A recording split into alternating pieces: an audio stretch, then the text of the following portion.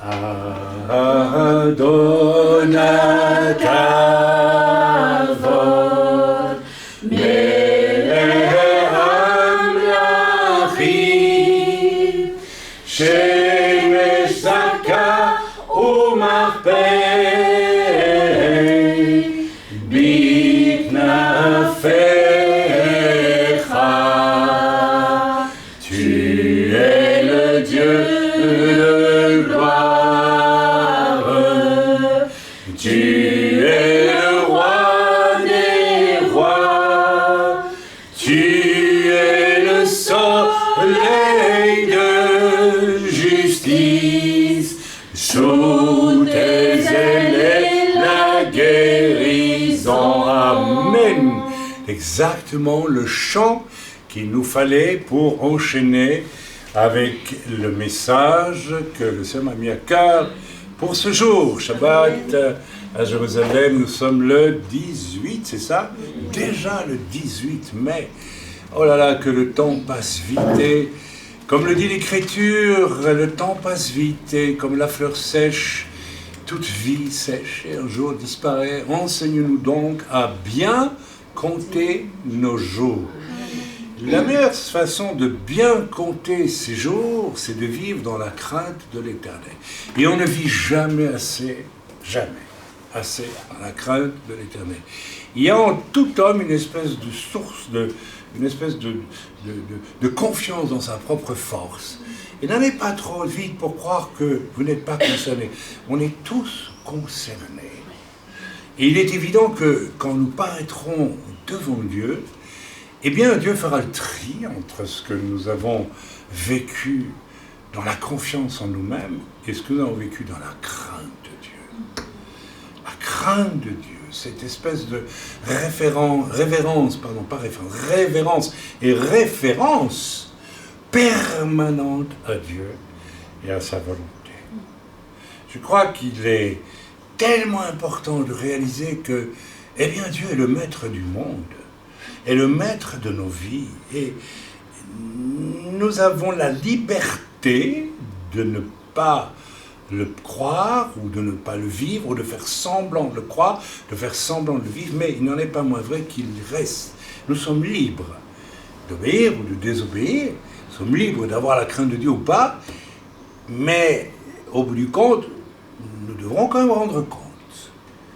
Ceci est tellement important. Alors quand on chante ce genre sous tes ailes et la guérison, mais la guérison de quoi? La guérison de moi-même, la guérison de ce qui me tue à petit feu. Alors, le grand mot est lâché, il s'agit bien sûr de l'orgueil. L'orgueil, c'est beaucoup de choses beaucoup de pistes par lesquelles on peut identifier, mais c'est cette espèce de coque qui me donne une confiance en moi qui ne vient pas de Dieu, parce qu'il y a la confiance que Dieu donne avec ses projets, on appelle ça la foi victorieuse, et puis la conviction aussi que telle chose que l'on fait est commandée par Dieu et pas par une ambition personnelle, par exemple. Et il ne faut pas avoir peur du mot ambition, parce que ce qui ne vient pas de Dieu ne peut être qu'une ambition humaine. Il n'y a personne qui fait pour soi des choses sans un but qui le glorifie, quand c'est fait pour soi.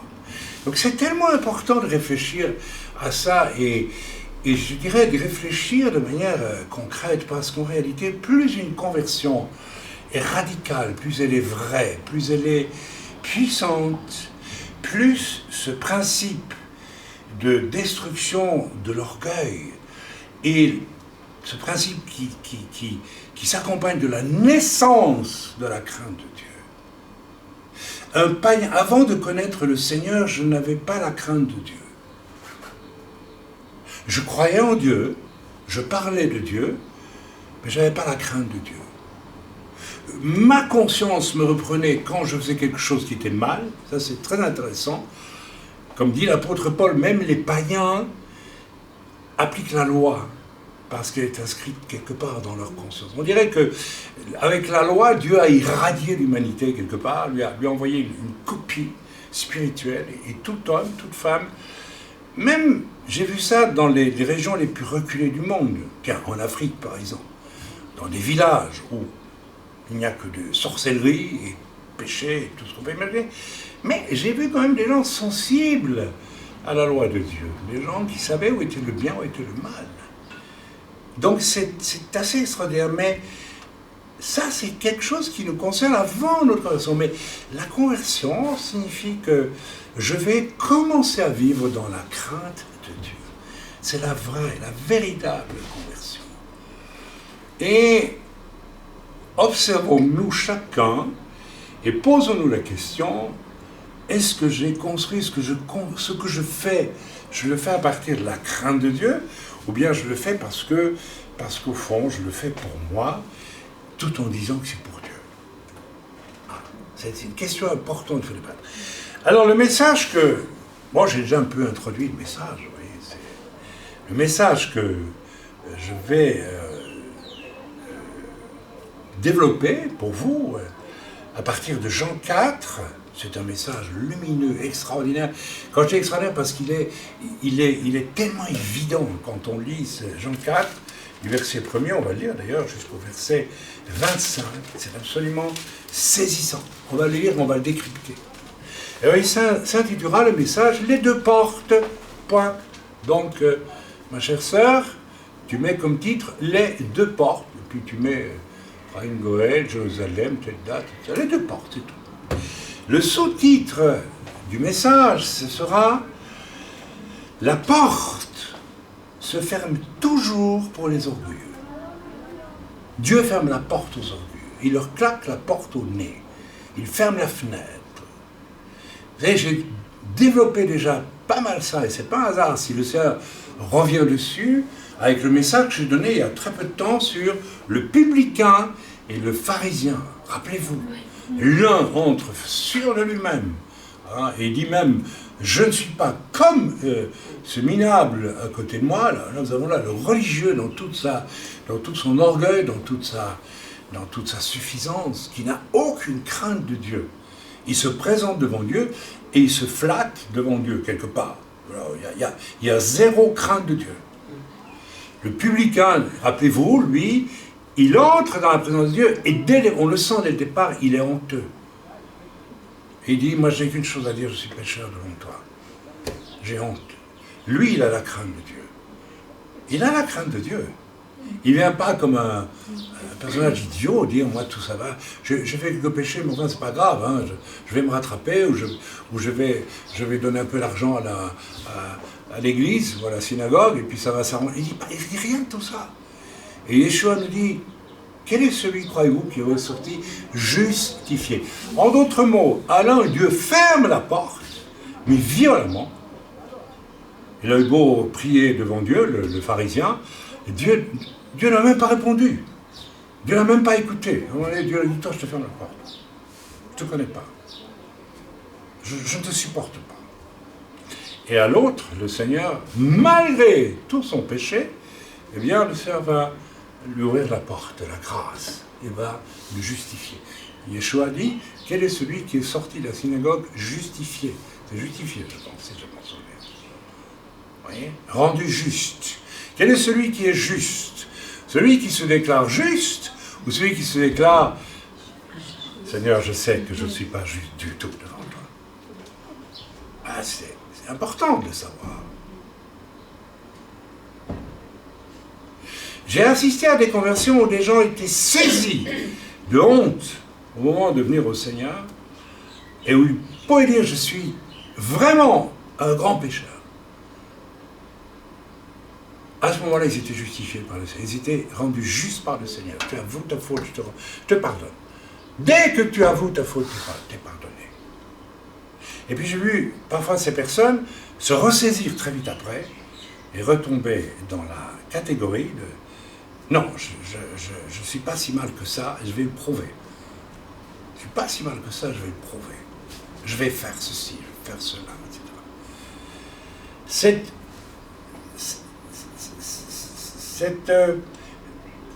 Cette façon d'être doit nous interpeller.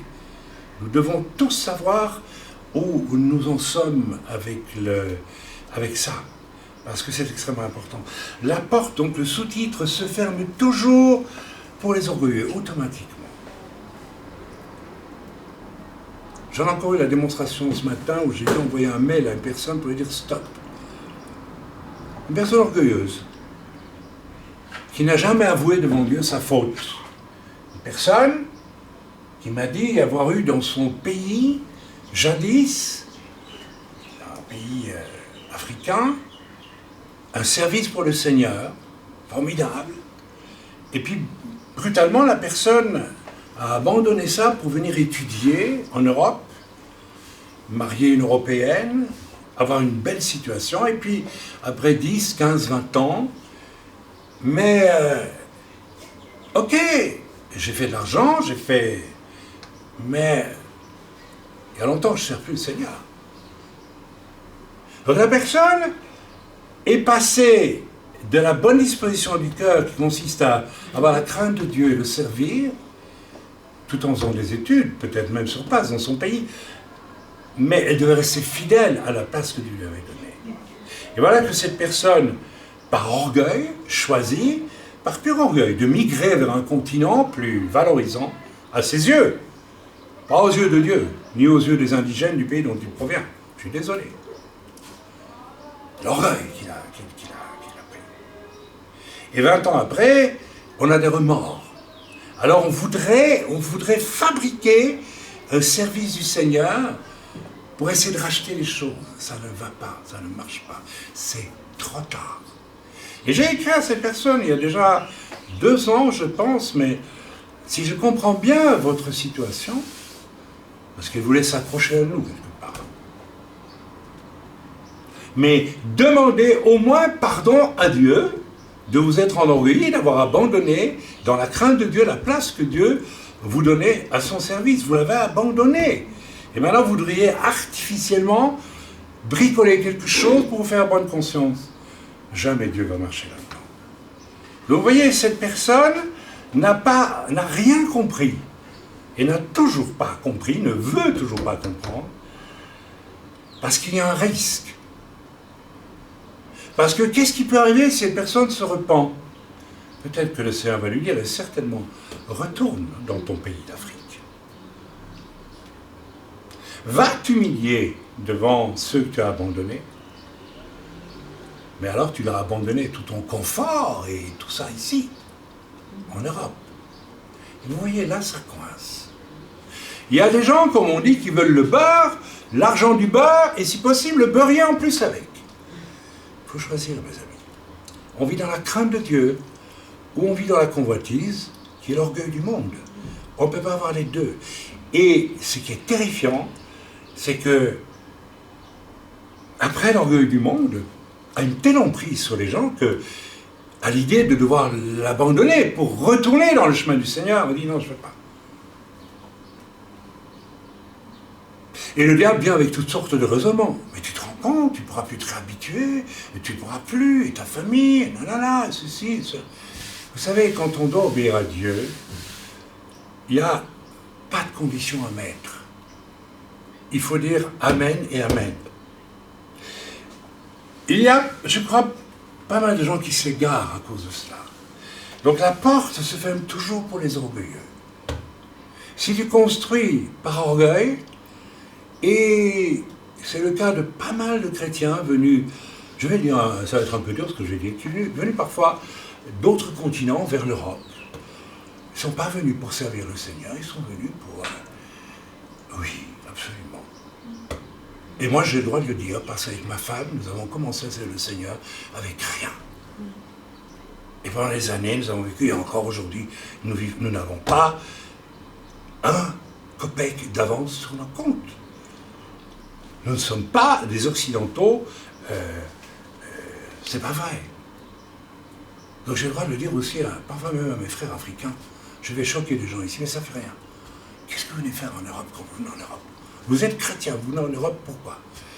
Parce que Dieu vous y a envoyé, parce que votre Église, et votre, je ne sais pas, les anciens vous ont dit, il faudrait que tu ailles te former dans une école biblique en Europe et puis revenir. Ou il faudrait que tu ailles faire des études de médecine et puis revenir. Il y a assez de gens à soigner. Mais on ne revient pas. Où est la crainte de Dieu? La porte se referme toujours pour les orgueilleux. Si tu choisis cette voie-là, c'est fini. Dieu te ferme la porte. Je ne peux pas dire que tu es perdu ou sauvé, je n'en sais rien, moi je ne sais pas. Mais en tout cas, tu vas arriver un jour devant le Seigneur avec rien. Mais la porte s'ouvre toujours pour les humbles, les simples, ceux qui ont un cœur simple. Même s'ils vivent au fond de l'abîme du péché. En d'autres mots, il vaut mieux, c'est ce qu'on va lire là, dans Jean 4. Ben, je ne dis pas qu'il faut pécher, mais être un pécheur qui vit, comme on va le voir, le cas de la Samaritaine, dans la débauche, c'était une débauchée cette femme. Et notez que Yeshua ne l'accuse même pas. Il va lui dire délicatement, tu as eu 5 maris. Autrement dit, tu n'es même pas marié, c'est 5. Il dit mari, mais les amants. 5. Et celui avec qui tu vis n'est même pas ton mari. C'est encore le mari d'une autre, probablement. Il n'y a pas un gramme d'accusation. Jésus lui dit simplement, tu es pécheresse. Et sa réaction, on va le voir tantôt, elle est très simple. Elle va trouver les gens du village qui connaissent tous sa situation. Elle dit, j'ai rencontré quelqu'un qui m'a dit tout de moi. C'est le Messie, ça ne peut être que le Messie. Sa conversion est évidente. Évidente. On va le lire dans un peu d'instant. Alors attention, je vous ai parlé du publicain et du pharisien, on va revenir dessus.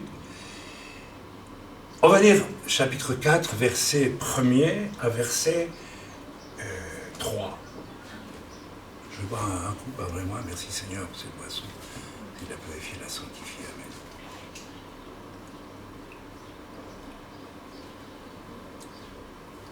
En fait, dans mon prologue, j'ai déjà donné presque l'essentiel du message. Le Seigneur sut. Le Seigneur qui est au-dessus de tout. Le Seigneur qui était probablement présent avec les amis de, n'est-ce pas, avec Shadrach et autres dans la fournaise.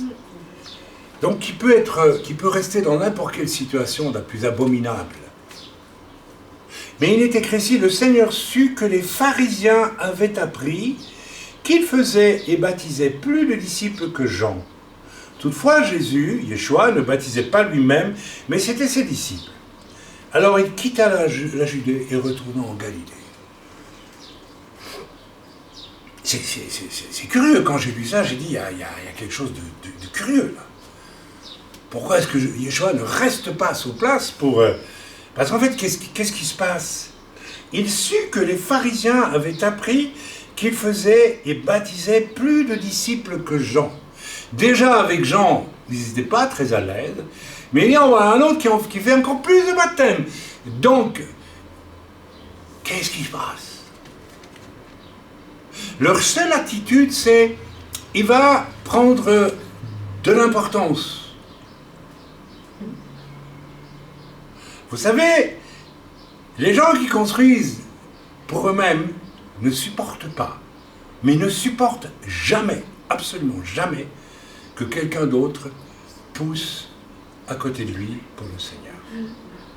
Si vous voulez savoir, si vous êtes un fichu orgueilleux à qui Dieu a fermé la porte depuis longtemps, même si vous êtes serviteur de Dieu, même si vous êtes tout ce que vous voulez, vérifiez comment vous réagissez quand quelqu'un à côté de vous commence à servir Dieu et qui n'est pas sous votre autorité, d'homme, et non pas spirituelle. Comment vous réagissez? Mais vous savez, moi j'ai eu bien des surprises. Et si par bonheur vous n'êtes pas de ceux qui réagissent en disant « Oh là là, dangereux ce gars-là, faut qu'on l'arrête, hein. C'est quoi ?» Alors vous savez, on trouve toutes sortes de prétextes. Hein. Il n'est pas de notre bande, il n'est pas de notre fédération, il n'est pas de notre sensibilité. Tout ça, c'est des mensonges. Les pharisiens disaient la même chose. Il n'est pas comme nous, ce Yeshua. Hein. Il y a quelque chose qui... Voilà, il faut qu'on l'arrête, quoi. En fait, c'est ça, il faut qu'on l'arrête. Et le nombre de fois où j'ai constaté moi-même, tout petit ministère de rien du tout, vous savez, au fond. Et quand je voulais commencer une œuvre manifestement voulue de Dieu, je me rappelle d'une ville en France où j'ai commencé n'est-ce pas, à évangéliser les sans domicile fixe, dont personne ne s'occupait. Donc tout le monde se fichait. Il y avait parmi eux des sidéens, il y avait des cancers, il y avait tout ce que vous pouvez imaginer, des gens complètement éclatés, des gens pleins de démons, il y avait tout. Et l'Église ne s'en occupait pas. Un jour, Dieu nous a dit, vous vous en occuperiez éventuellement? Il a dit, oui, on y va, on le fait. Si vous saviez ce que, de quelle façon, sournoisement, les seigneurs religieux de l'endroit ont réagi. J'ai vu ça à bien des endroits, vous savez. J'ai connu aussi ce type de personnes qui vous encouragent, parce que dans sa pensée, la personne, tu vas me joindre, tu vas travailler, non pas avec moi, mais pour moi. Alors je t'encourage, mais...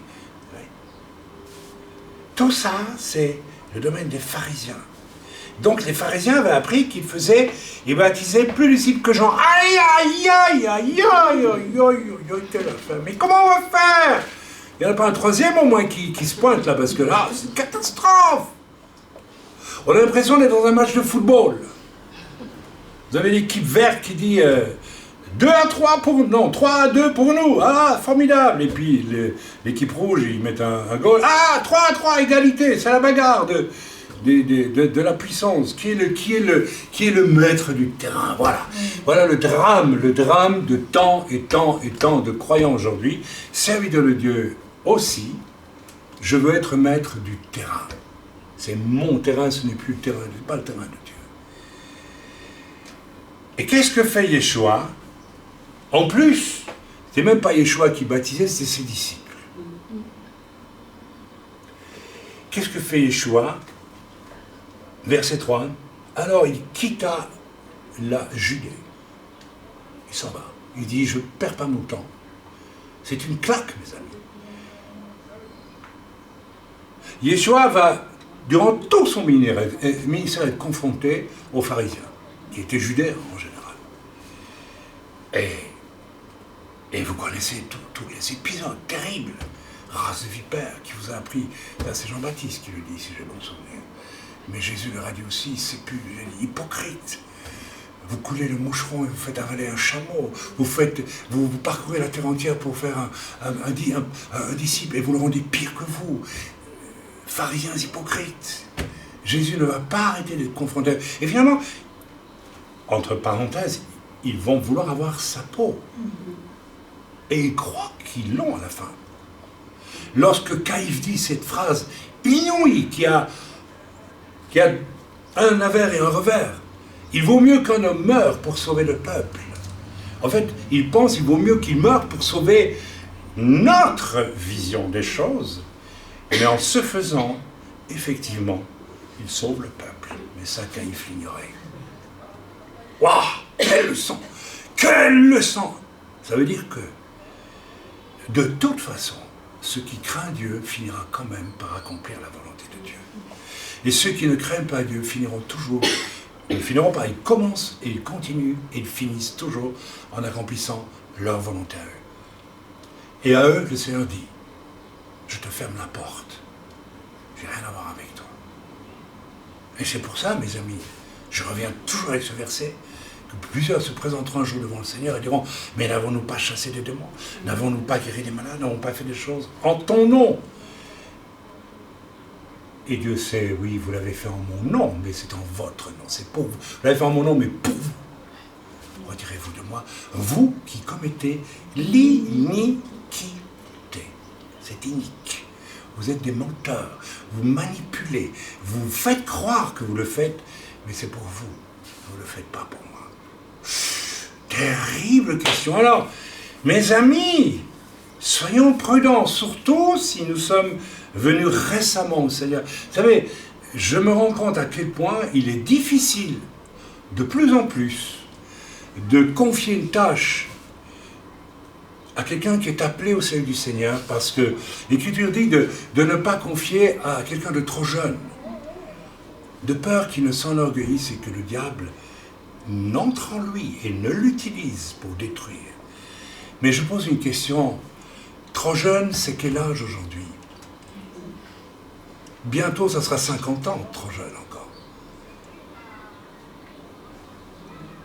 Il me semble qu'il y a 30, 40 ans, trop jeune, c'était 20 ans.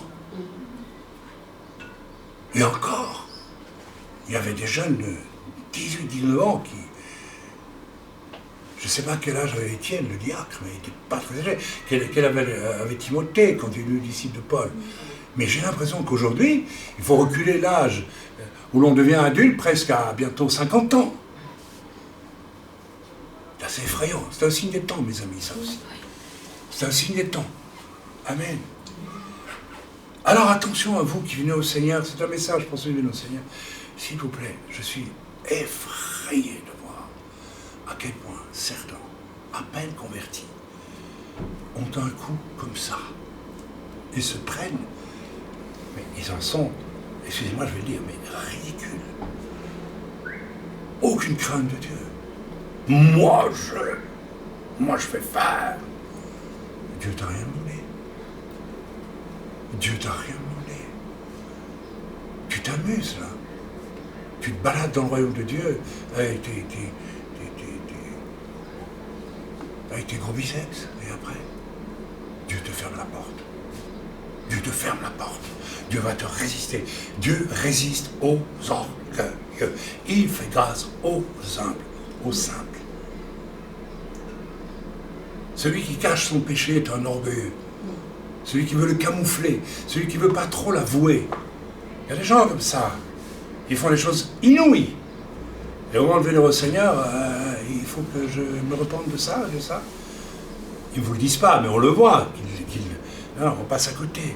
Non, mes amis, il faut, comme le publicain, je suis un grand pécheur, je n'ai droit à rien du tout devant toi. Tu sortiras justifié. Si tu ne passes pas par là, tu ne seras jamais justifié. Tu vas être bloqué. Tu ne vas pas avancer. On lit la suite du... Non, ici, ce verset 3, alors, il quitta la Judée, mais c'est grave, vous savez, c'est Yeshua qui dit, je n'ai plus rien à voir avec vous. C'est Dieu qui dit, c'est fini pour vous. Déjà là, il y a ça en...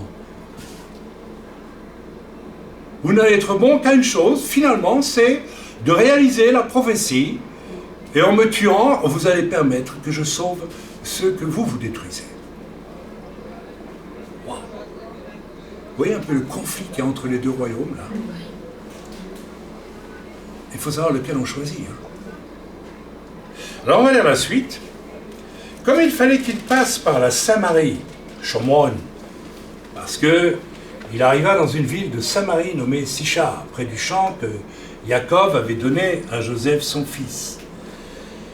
Alors la Samarie, on sait tous ce que c'est une population, une peuplade composite, c'est-à-dire que lors de la déportation, je crois que c'est les Babyloniens ou c'est Ninive, je ne sais plus, c'est un des deux, je crois que c'est une des deux au cours d'une des deux déportations, eh bien, soit à Babylone, soit à Ninive, les gens qui déportaient ont laissé une partie probablement de paysans juifs pour cultiver la terre. Parce que comme ils occupaient, il fallait des gens pour cultiver la terre. Et ils ont importé des gens de Babylone ou de Ninive, je ne sais plus trop, et ils les ont mêlés, ils ont forcé à se mêler aux Juifs qui étaient restés sur place, et ça a donné ce qu'on appelle les Samaritains. Ils existent toujours aujourd'hui, ici en Israël, nous avons les Samaritains. Ils ont une Torah, mais une Torah qui n'est pas équivalente à la Torah, à la vraie Torah, on va dire. Donc, ils étaient, à l'époque de Jésus, considérés déjà comme des gens suspects. Donc on n'allait pas chez les Samaritains. C'est considérés comme des faux juifs. C'est curieux que c'est vers eux que Yeshua, parce que Yeshua c'est ce qu'il fait, il va traverser ce qu'il y a de pire, aux yeux des religieux, aux yeux aussi d'un certain orgueil. Parce que d'accord, les Samaritains, c'est pas des vrais juifs, c'est un mélange, mais ils en peuvent quelque chose. Les descendants de ces gens-là, qu'est-ce qu'ils en peuvent? Ils n'ont pas le droit à être respectés comme un autre humain? Mais si, mes amis, tout simplement. Absolument. Amen. Alléluia. Là se trouvait le puits de Jacob. Yeshua, fatigué du voyage, était assis au bord du puits. C'était environ la 6e heure. Une femme de Samarie vint puiser de l'eau. C'est intéressant, la 6e heure. On va passer. Une femme de Samarie vint puiser de l'eau. Jésus lui dit, donne-moi à boire. Vous voyez, ici, Yeshua, qui est le Fils de Dieu, qui est de la tribu de Juda, qui est le Messie, lui, il demande à la Samaritaine, donne-moi de l'eau. Et je vais vous vider pour boire un peu parce qu'il fait sec ici et j'ai des lèvres qui sont très sèches. Vous savez, Dieu connaît tous les cœurs à l'avance. Et Jésus savait comment elle allait réagir lorsqu'il lui dirait tous ses péchés. Lorsqu'il dirait, tu es une femme légère. Tu avais beaucoup d'amour, n'est-ce pas? C'est ça qu'il lui dit. En fait, c'était une débauchée, la Samaritaine. Elle était débauchée. Il lui manque de l'eau à une débauchée. Là, il y a l'antithèse de l'orgueil qui construit un pouvoir et qui juge. Il y a le contraire, on est à l'opposé. Car ces disciples étaient allés à la ville pour acheter des vivres. La femme samaritaine lui dit, comment, toi qui es juif, me demandes-tu à boire, à moi qui suis une femme samaritaine? Donc voilà, et elle dit, les Juifs nous méprisent, et tu me demandes de l'eau? Il y a des choses que je ne comprends pas dans ton comportement. À la fois, elle dénonce le mépris des Juifs à son égard en tant que samaritaine, mais en même temps, elle s'étonne. Et elle aurait pu dire, ah non, écoute, toi tu es juif, tu ne nous supportes pas, nous aussi, voilà. On vous rejette, on se venge, on ne veut pas de vous, donc tu n'auras pas d'eau, c'est tout. Elle aurait pu le faire. Mais voilà, cette femme pécheresse dans la... Vous voyez, on retrouve le publicain d'il y a 2 semaines, c'est la même chose, c'est la même chose. Elle est dans le péché, mais elle est vraie. Et au fond, son cœur est bon. Ouais, son cœur est bon. Autrement dit, puisque tu veux l'eau, je vais t'en donner. Je vais t'en donner. Comment toi qui es juif, tu me demandes à boire, à moi qui suis une femme samaritaine? Les Juifs, en effet, n'ont pas de relation avec les Samaritains. Yeshua lui répondit, il lui dit pas donne-moi de l'eau. Il monte le discours un cran plus haut encore. Il reste pas au niveau de oui, bah écoute, non, tu vois, moi j'ai bon cœur et je suis pas comme les autres, donne-moi de l'eau, j'accepte, glou-glou, c'est bien, c'est gentil. Non. Il oublie. Et il dit, si tu connaissais le don de Dieu et qui est celui qui te dit donne-moi à boire, tu l'aurais toi-même demandé à boire et il t'aurait donné de l'eau vive. Rendez-vous compte de ce qu'il lui dit là. Elle est pécheresse. Elle couche avec des bons hommes, là, dans son patelin.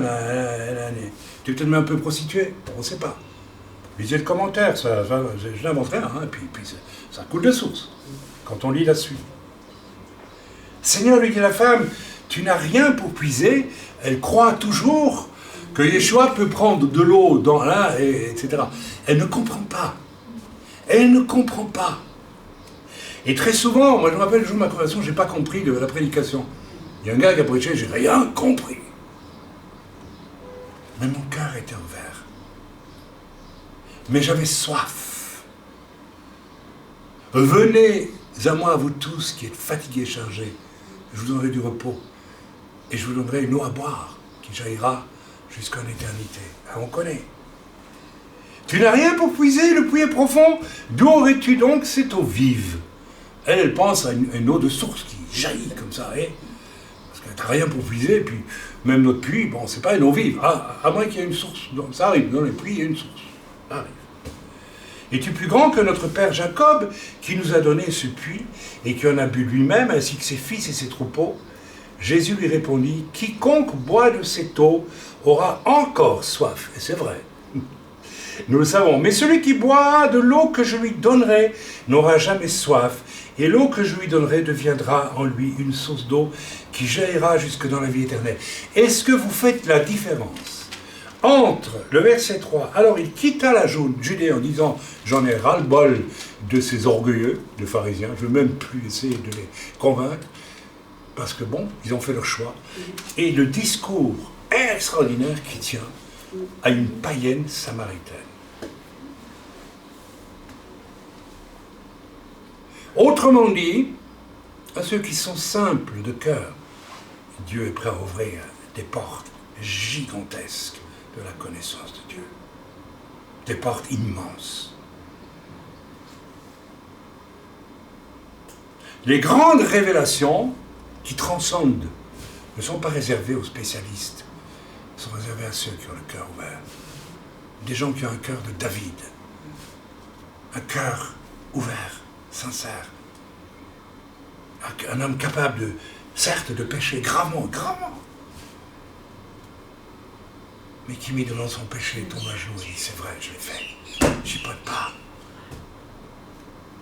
Il ne se cache pas, il ne fait pas l'anguille hypocrite. Pas de lâcheté. La Samaritaine n'est pas lâche non plus.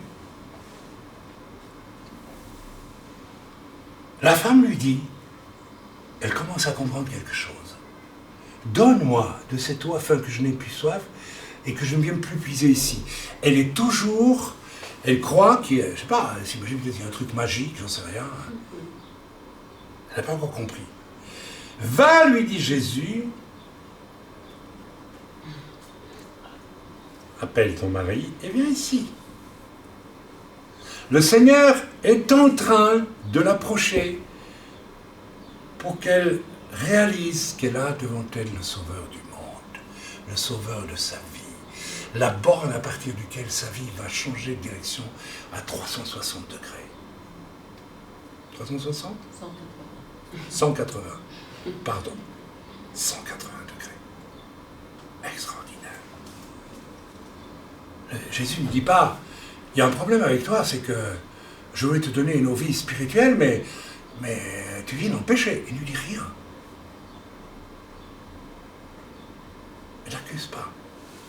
Rappelez le publicain. Je suis pécheur devant toi. Qu'est-ce que Dieu lui dit? Rien. En fait, Jésus dit, il est sorti de la synagogue pardonné, justifié. Son humilité l'a justifié. Et vous savez, quand j'observe les gens qui vivent une vie qui avance avec le Seigneur, il y a une caractéristique chez ces gens-là, ils sont humbles. Et cette humilité-là, elle existe ou elle n'existe pas. Si elle n'existe pas, tu perds ton temps. Il serait temps que tu commences à te questionner là-dessus. Mon frère, ma sœur, va, lui dit Yeshua, appelle ton mari et viens ici. La femme répondit, je n'ai point de mari. Elle dit la vérité, elle ment en même temps. Parce que ça peut vouloir dire que je n'ai pas d'homme. Elle ment. Elle est coincée. Et Yeshua ne l'accuse pas encore. Il lui dit pas, mais tu mens. Il lui dit, tu as eu raison de dire, je n'ai point de mari. Car tu as eu 5 maris. Et quand on dit mari ici, vous savez, c'est pas évident que ce sont vraiment des maris par mariage. Il y a 5 hommes. Peut-être même qu'il y en avait plus. Et celui que tu as maintenant, c'est celui avec qui tu vis maintenant. Ça, c'est un discours qu'on pourrait rendre très contemporain. Hein. Il y a plein de gens comme ça, même dans les églises. Il y a des gens qui vivent sans être mariés, mais voilà, ils en sont à leur 2e, 3e, 4e mariage ou relation maritale sans être mariés, ou 10e, ou plus parfois. Parfois, c'est une collection. Et en cela, tu as dit vrai. Seigneur, lui dit la femme, je vois que tu es un prophète. Tu m'as percé un jour. Là, elle commence à se rendre compte qu'il se passe quelque chose pour elle. Nos pères ont adoré sur cette montagne, et vous, vous dites que le lieu où il faut adorer est à Jérusalem. Femme, lui dit Jésus, crois-moi, l'heure vient où ce ne sera ni sur cette montagne, ni à Yerushalayim que vous adorez le Père. Vous adorez ce que vous ne connaissez pas, nous adorons ce que nous connaissons, que le salut vient des Juifs. Mais l'heure vient, et elle est déjà venue, où les vrais adorateurs adoreront le Père en esprit et en vérité, car ce sont là les adorateurs que le Père demande. En d'autres mots, vous les Samaritains, vous adorez ce que vous ne connaissez pas, Nous, les Juifs, nous adorons ce que nous connaissons, mais malgré ça, c'est pas comme ça qu'on adorera Dieu. C'est en esprit et en vérité. Dans aucun système, qu'il soit apparemment solide religieusement, ou qu'il soit défaillant. Vous n'adorerez pas Dieu, vous adorez seulement Dieu en esprit et en vérité. Et moi je me souviens, le jour où j'ai accepté le Seigneur, dans les jours où j'ai accepté le Seigneur, on n'a pas eu besoin de m'apprendre à adorer Dieu. Je l'ai adoré en esprit et en vérité. En esprit parce que lorsqu'il m'a sauvé, mon esprit a été éveillé. Et en vérité parce que je n'ai pas biaisé une seconde, sachant très bien quel était mon péché. En esprit et en vérité. Pas une vérité qui doit être rappelée sans arrêt. Il y a des chrétiens, il faut sans arrêt s'attendre au fil des années, eh bien, qu'ils pêchent, qu'ils cachent leurs péchés, et puis on le voit, et puis on doit leur dire, ce sont des hypocrites, ce ne sont pas des gens qui sont vrais. Et il y en a beaucoup comme ça. Ce sont des orgueilleux, mes amis. Ce sont des orgueilleux. Si tu as peur que ton péché vienne à la lumière, tu fais une démonstration inouïe de ton orgueil et de rien d'autre. Dans ce cas-là, Dieu te ferme la porte. Dieu s'en va. Mais vous vous rendez compte, ce n'est pas une petite chose ce qu'il dit que, alors, il quitta la Judée et retourna en Galilée. Avons-nous envie que Jésus nous quitte et qu'il aille ailleurs?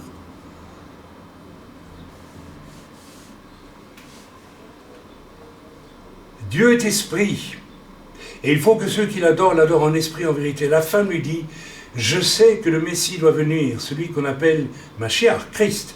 Quand il sera venu, il nous annoncera toutes choses. Jésus lui dit, je le suis moi qui te parle. Il l'évangélise, et elle le croit. Elle le croit. Une femme, toute simple, qui vit dans la débauche, qui est samaritaine, qui a un enseignement tronqué sur les Écritures, qui descend d'un truc pas très cachère, on va dire, sur le plan. Vous savez, j'étais encore hier en discussion avec vraiment une brave personne juive, mais nous avons passé des heures à discuter de qui est juif, qui n'est pas juif. C'est incroyable ce truc. Mais qu'est-ce que c'est que c'est ce besoin absolument. J'ai connu des gens qui n'avaient qu'un grand-père juif ou une arrière-grand-mère et dont le père était chrétien, mais c'est ça l'essentiel. C'est ça l'essentiel. Et on peut transposer. Est-ce que c'est important que tu sois pentecôtiste, que tu sois baptiste, que tu sois frère Lars, que tu sois frère Étroit, que tu sois je ne sais pas quoi, moi, plus que d'être sauvé. Qu'est-ce que c'est important? Pour moi, c'est important, c'est d'être sûr d'être sauvé. C'est ça l'important. Après, les histoires d'hommes, après. C'est toujours... Là-dessus arrivèrent ses disciples qui furent étonnés de ce qu'il parlait avec une femme. Toutefois, oui, aucun ne dit, que demandes-tu? Ou de quoi parles-tu avec elle? Vous voyez, là aussi, une espèce de légalisme. Il apparaît avec une femme, dis donc, hein? Bon, peut-être que la femme avait l'air un petit peu ornée de partout, et qui indiquait peut-être un peu... mais il ne demande pas de quoi tu as parlé avec elle. Voilà. Alors la femme, ayant laissé sa cruche, s'en alla dans la ville et dit aux gens, « Venez voir un homme qui m'a dit tout ce que j'ai fait. Ne serait-ce point le Mashiach ?» Ils sortirent de la ville et vinrent vers lui. Incroyable! Dieu ferme, Dieu se détourne. Jésus, Yeshua, se détourne. Les pharisiens. Et c'est lourd. Parce que ils ne pensent qu'à leur pouvoir. Ils ont peur d'un pseudo-pouvoir terrestre que prendrait Yeshua à côté d'eux. Ce qui est le cas de beaucoup de chrétiens. Il y a même des gens qui se convertissent, et à peine convertis aujourd'hui, je le vérifie, sont des gens en train de se mesurer de pouvoir à pouvoir avec même les serviteurs de Dieu. Les serviteurs de Dieu qui les ont amenés au Seigneur. Nous en sommes là aujourd'hui. Nous en sommes arrivés à une période inouïe de dégénérescence morale et spirituelle, mes amis. Je vous dis qu'il y a aujourd'hui des gens qui se convertissent. Nous avons vécu plusieurs cas ces dernières années et qui rentrent directement par l'effet de je ne sais quel orgueil, de quelle rébellion, en concurrence non avouée violemment, ils n'ont pas assez de courage pour ça, mais réelle en fait. N'allez pas chercher plus loin l'origine de certaines divisions, de certains départs. C'est simplement le désir de satisfaire son orgueil, c'est tout, il n'y a rien d'autre. Rien d'autre. Je me rappelle avoir passé une soirée avec un homme et une femme qui dit on s'en va. J'aurais pu réagir en disant bon ben d'accord, vous partez, au revoir, salut. J'ai pas bougé. J'ai pas bougé de toute la soirée, j'ai attendu. Ils n'arrivaient pas à se lever et dire eh bien on s'en va. Parce qu'au fond d'eux-mêmes, ils savaient à quel point leur décision était hypocrite et orgueilleuse. Donc Dieu m'a dit, tu réagis pas charnellement, tu dis rien, et tu parles avec eux. Il dit, vous avez des raisons de vous plaindre non, mais on sent là, il faut qu'on fasse notre truc. Ah mais faites votre truc. Donc vous avez été dans l'œuvre pendant X années, vous avez tout observé, etc. Et maintenant, vous partez pour faire votre truc. Alors qu'on pourrait très bien faire quelque chose dans la région où vous êtes, si vous voulez. On vous l'a dit. Mais évidemment, là, il fallait rester dans l'église. Et ça ne vous arrange pas, vous voulez faire votre truc. Et il n'y en a pas que quelques-uns comme ça aujourd'hui, il y en a beaucoup comme ça aujourd'hui. Alors je leur ai dit tout ça très calmement. Je n'aurais pas donné la possibilité de s'énerver. Vous voyez? Et ça a duré 1 heure au moins, plus, 1 heure et demie. Et à la fin, lourdement, ils se sont levés. Très lourdement. Et ils ont dit au revoir. Je dis, c'est vous qui le faites.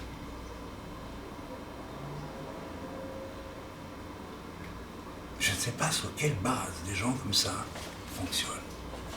Je crois que Dieu leur a fermé la porte depuis longtemps et ne s'en rend même pas compte. Dieu résiste aux orgueilleux. Dieu fait grâce aux humbles. Admirable passage de l'histoire de cette Samaritaine. Mais j'étais frappé quand j'ai lu, ça m'a frappé quand j'ai lu Jean 4. Alors, il quitta la Judée uniquement parce qu'il ne voulait pas rentrer dans une discussion avec des gens qui, de toute façon, voulaient le pouvoir et rien d'autre. Alors que Jésus n'est pas venu pour créer un pouvoir d'homme. D'accord? Même ceux qui voulaient, ses disciples, espéraient qu'il prendrait un trône en Israël et qu'il serait roi d'Israël. Il a dit, vous n'avez rien compris. Vous n'avez rien compris. Autour de moi va se jouer quelque chose de terrible. C'est vous tous qui allez me tuer. Mais en me tuant, vous allez permettre que je sauve l'humanité. Alors, vous êtes du côté de qui?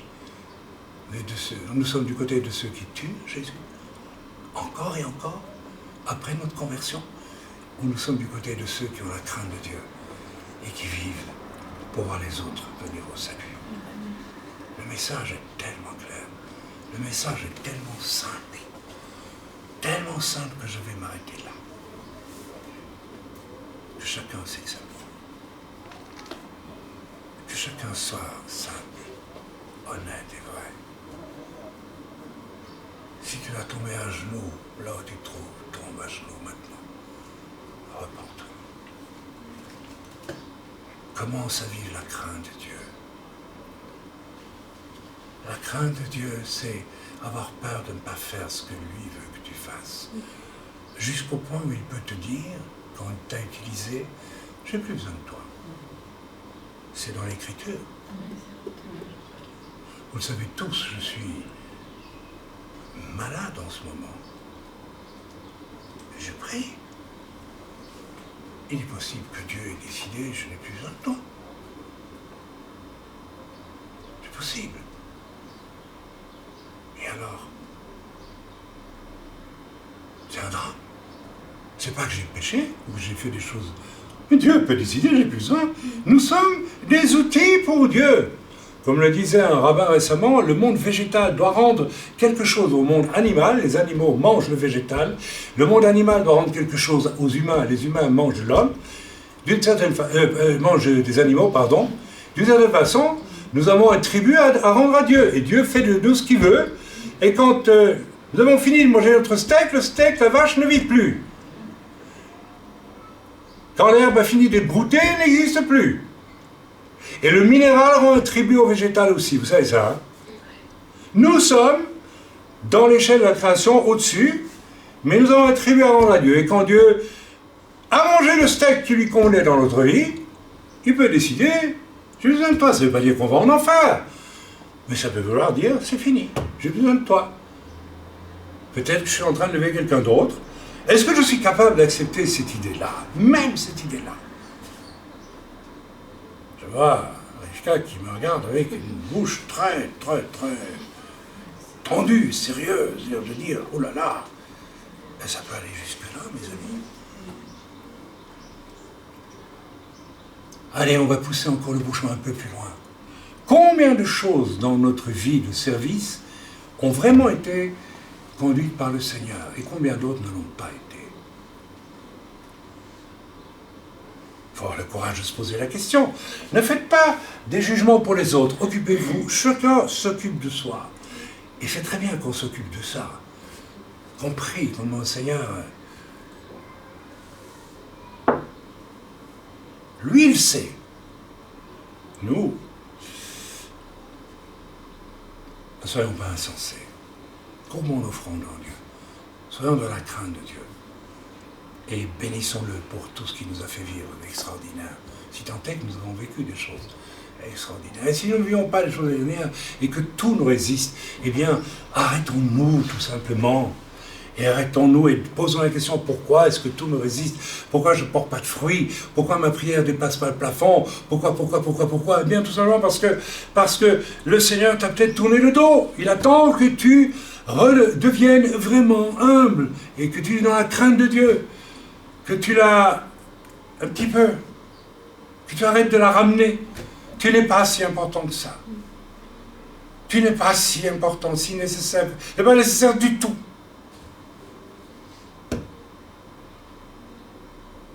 Tu es un morceau de viande sur pâte avec un esprit, une âme. C'est tout. Mais un jour, ça va finir. Soit que tu n'auras pas réussi ton travail et puis, une vieille assiette ébréchée, on la jette. Un jour, nous serons tous ébréchés. Vieux, très vieux même. Soit que nous avons fait le travail et que c'est bien. Alors, Jésus range peut-être l'assiette dans un tiroir pour la vie éternelle, tranquille, au lieu d'aller à la poubelle. Allez, j'arrête d'en rajouter dans mon message. Je crois que vous avez tous compris. Soyez bénis dans le nom de Yeshua. Amen.